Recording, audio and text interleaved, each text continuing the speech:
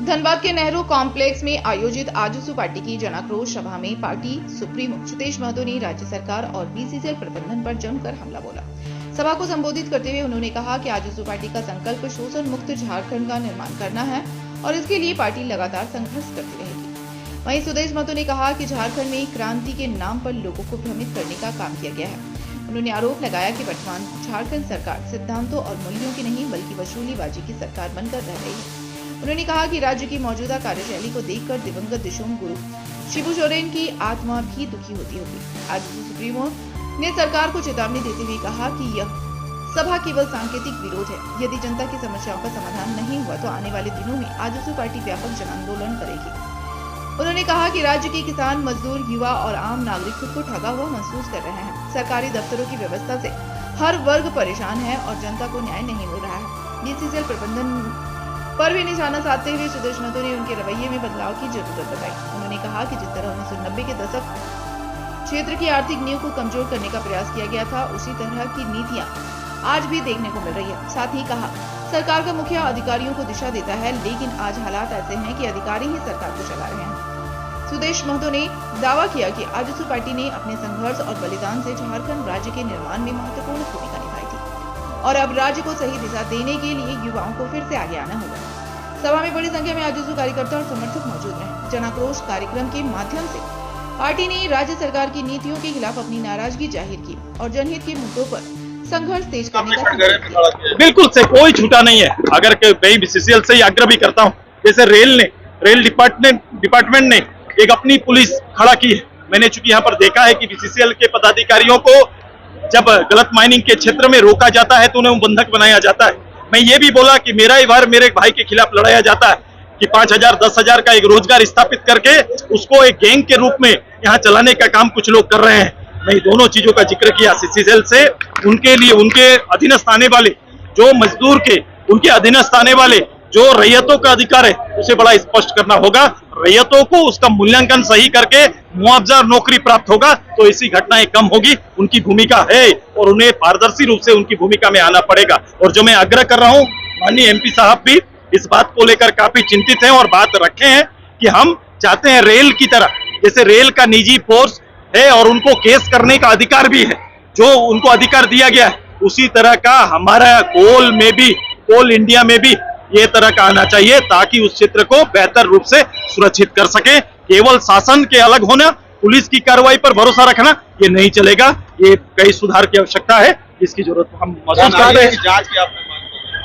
मैंने बोला कि अगर कोई अपराधी हमारे सरकार के इस राज्य के पुलिस कप्तान को, इस जिले के पुलिस कप्तान को खुली चुनौती देता है, उनके बारे में कोई आरोप लगाता है, तो या तो सरकार को सामने आकर उसका खंडन करना चाहिए और नहीं तो ये एक बहुत बड़ा विषय है, इसकी एनआईए जांच होनी चाहिए। सरकार इस पर पहल करे या खुद पहल करे कि वो गलत है। अगर नहीं करती है तो ये एक बहुत बड़ा विषय है जिसके खिलाफ हम लोग जाएंगे। गुरुजी के बेटे का जो अब तक का कार्यकाल 2 साल का कार्यकाल, इसको मैं सभी अपने बातों में मैं 40 मिनट 1 घंटा में मैं सभी बातों को रखा हूँ। आखिर गुरुजी का पद्म भूषण अब दिया गया। एकदम मैं कह रहा हूँ उनके संघर्ष को पद्म भूषण है। उनके संघर्ष को मैंने भी सलाम किया, लेकिन उनके संघर्ष किसके लिए? यही लोगों के लिए ना, जिस लोगों को आज धमकाया जा रहा है, जिस लोगों के हेमंत का पुलिस जेल में डालने का काम कर रहा है, उसी के खिलाफ में हम यहाँ पर खड़े हैं और ये गुरुजी कभी भी स्वीकार नहीं करते। इस तरह का मैंने बोला हलफनामा पे जाएंगे, पुलिस अपने दायित्व से बिफरेगी, पुलिस अपने दायित्व को ना निभाएगी तो निश्चित रूप से पहले जन जागरण में लोगों के पास जाएंगे, संघर्ष के लिए तैयार करेंगे और कोर्ट की ओर मुखातिर होंगे। ये लड़ाई होगा। मैं अपने पिछले इतिहास को, अपने संघर्ष के इतिहास को, संगठन के गठन के इतिहास को हम यहाँ की जनता को, यहाँ के कैडर को समर्पित करते हैं। उनकी भावनाओं का सम्मान करते हैं। जहाँ उनके संघर्ष से इस प्रदेश की सीमाओं का गठन हुआ, निर्माण हुआ, प्रदेश अपने औचित्य और अस्तित्व पर आया, वहीं 25 साल के इस राजनीतिक संघर्ष का हिस्सा भी हम रहे हैं। लेकिन आज के दिन पर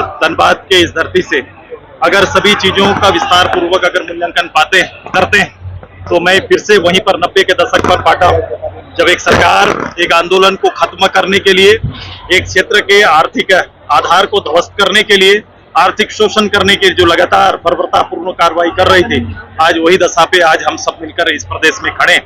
क्योंकि आज सरकार का जो अस्तित्व होना है, सरकार का अस्तित्व उनके अधिकारियों से, उनके अधिकारियों की जो दशा है, कहा जाता था कि सरकार और सरकार का मुखिया अधिकारियों की सवारी करेगा, लेकिन आज अधिकारी सरकार की सवारी कर रहे हैं, हेमंत जी की सवारी कर रहे हैं। इसके उदाहरण आपको सब जगह दिखाई देंगे। जो व्यवस्था बनी हुई है सरकारी दफ्तरों का, ऐसा पूरे देश के किसी दफ्तर में ना होगा। हर झारखंडी अपने आप को ठगा महसूस पा रहा है।